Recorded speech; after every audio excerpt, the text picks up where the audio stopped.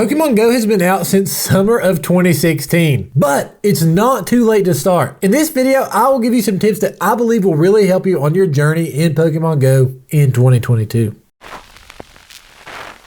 What's up, guys? Welcome to the channel. It's Dusty, one half of Iranian Gaming, and I know how daunting it can be to be a new Pokemon Go player since the game has been out for so long, especially when you're around people who have been playing the game since its release in 2016. My wife and I have actually been playing Pokemon Go since 2016, but we have took really long breaks in between us playing. But the most important thing to realize is that the game is fun, and that's what it's made for, and there's also a great community. Tip number one I have for you guys is how you throw your Pokeball actually does matter. When I first started playing Pokemon Go, I would just throw my Pokeball and not really think about it, didn't really care which way it went or if I threw a curveball or not. But I'm here to tell you that throwing a curveball does change the game. To throw a curveball, all you have to do is take your finger, hold the Pokeball, start it spinning until the ball on the screen is spinning, and then throw it to the right or left hand side of your screen. I know this is daunting at first, but it gets super easy, and pretty soon you will be able to do it with ease without even thinking about it. Also, you'll notice that when you throw a Pokeball or you're doing your curveball, there is actually a circle in the middle that is getting bigger and smaller, bigger and smaller. And for years, I never knew what this was, and I never really questioned what it was. But that white circle actually matters a lot. That white circle indicates if your throw was nice, great, or excellent. The way I think about it is that when you throw your Pokeball and it hits inside that moving circle, the less room that is outside of the Pokeball inside the moving circle, the better your throw is. So the smaller the moving circle and your Pokeball fits inside that small circle, then it will be more likely an excellent throw. If it's outside of that moving circle, then it's not anything. It's not a nice, great, or excellent throw. The reason that these throws matter is because they give you experience. And if you're a lower level player, experience matters any way you can get it, and it all stacks. A nice throw is an extra 50 experience on top of the base 100 experience you get for catching a Pokemon. A great throw is an extra 100 experience, and then an excellent throw is an extra 1000 experience on top of the base 100 you already get. And also going back to curveballs, each curveball, just for throwing a curveball and you catch the Pokemon with the curveball, is an additional 20 experience. You may not think that's a lot right now, but everything really does stack. Tip number two may be the most important tip on the entire list, and that is to catch every single Pokemon you see. And when a Pokemon is part of an evolutionary line, use a pineapple berry on that Pokemon and catch it. And when I say every Pokemon you see, I mean literally catch as many Pokemon as humanly possible. And you may be thinking, but I already have like 3 or 4 Wurmples. No, you need a lot of Wurmples. Throw pineapple berries at every one of them and catch every one of them that you can. Not only does it give you experience, and that experience stacks, but it also gives you candy. It gives you 3 candy per each Pokemon caught. And if you use a pineapple berry, it gives you 6 candy per Pokemon caught. The candy that you get for catching a specific Pokemon is how you use it to evolve that Pokemon if it does evolve. And not only is evolving Pokemon how you get some Pokemon in your Pokédex, but it's also a great way to gain experience. I have a video explaining how you can get experience fast in Pokemon Go. If you'd like to check it out, I'll link it right here. That way you guys can watch it after this video. It actually talks about the evolve method that I've been preaching on getting all of these Pokemon that you can. And you'll see in that video why it's so important to have a lot of candy. Of course, you can always transfer, or in other words, get rid of the Pokemon that you don't want. It's no big deal. But definitely save up on the candy, and I mean, catching the Pokemon does get you experience anyway. The way I decide to keep or transfer my Pokemon is the appraisal system. And the appraisal system is actually tip number 3. Tip number 3 is to appraise all your Pokemon. So if you haven't noticed, after you catch your Pokemon, or if you click on any Pokemon in your box, it actually brings up a little hamburger in the bottom right hand screen. If you click on that little hamburger,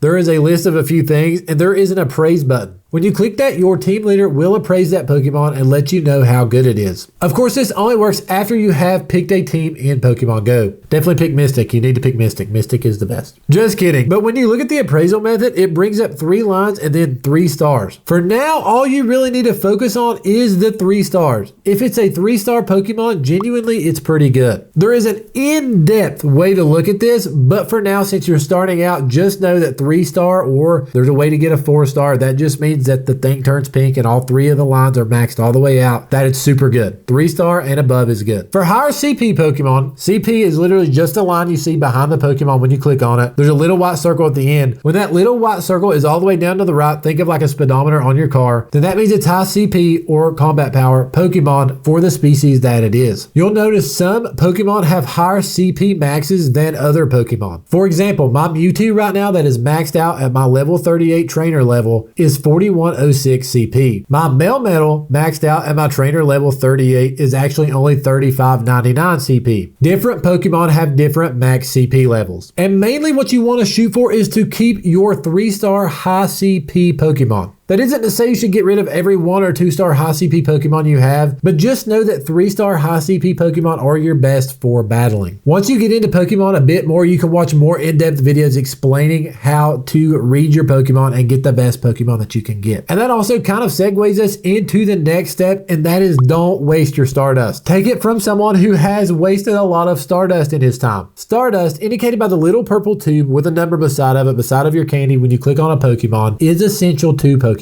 Go. Stardust is used to upgrade your Pokemon CP, trade Pokemon with your friends, purify shadow Pokemon, which you get by beating up Team Go, Rocket, Grunts, and leaders, and more. So for now, don't waste your Stardust maxing out a random Pokemon just to get a high CP because you think it's cute. For example, if you're a Caterpie fan, probably don't max out Caterpie CP just because you really like Caterpie. I mean, it's your game, you can do what you want to, but in my opinion, don't do that. Just by playing the game and leveling up, you're going to come across a lot of higher CP Pokemon that are actually also 3 stars. I actually really messed up by doing this whenever I first started playing before I knew what the appraisal system was. I would set and waste Stardust on Pokemon that I liked or thought would be strong without appraising them, and I spent so much Stardust raising their CP, and then now I found out that they're only like a 1-star. So for now, I recommend waiting till you get around level 30-ish, maybe a little higher, before you start using your Stardust to raise your CP. And the reason being is because in the future, you're more than likely going to find a Pokemon with higher CP that you have to use less Stardust on to raise, and they will be 3 stars or perfect 4 stars. So don't freak out like if you use some Stardust to trade because your friend wants to trade a Pokemon with you, or you purify a shadow Pokemon and you're like, oh my gosh, I used some Stardust. It's fine, don't worry about it. This is just a good rule to follow. And then tip number 5 is to put your Pokemon in gyms. Once you have some higher CP Pokemon, you can beat up some gyms that are not your team and then turn that gym to your team's color. Even if you don't have super high CP Pokemon to take down these gyms, you can often run across gyms that other people have defeated that have space for you to put your Pokemon in them. Depending on how long your Pokemon stays in this gym before someone else beats it or defends this gym, you will get Pokecoins. These Pokecoins are essential to the game. You can actually use real money to buy Pokecoins in this game, but you don't have to. My wife and I may have spent $10 total in the past 3 years playing this game. This game is definitely not pay to win in my opinion, and if you put your Pokemon in these gyms, you will get a lot of coins faster than you realize. And actually touching on the pay to win subject, my wife and I actually also live in a remote area. So if you live in a remote area and you're like, man, I'm never going to be able to level up in Pokemon Go, you will. All you have to do is just continue to play the game and go out, and whenever you're around places that have Pokestops or Pokemon, play the game and have fun. It's actually a great way my wife and I can have dates is to go out and play Pokemon Go. And we really have an awesome time playing this game together. So if you're worried about any of that knocking you out of playing this game, don't, because this game is awesome no matter what. And I feel like they've done a really good job at allowing everyone to play this game. And you will use these coins to buy stuff like Pokemon storage and item storage and other in-game items that you will see on the item shop when you go there. I recommend getting item storage before Pokemon storage because you can always transfer these useless Pokemon,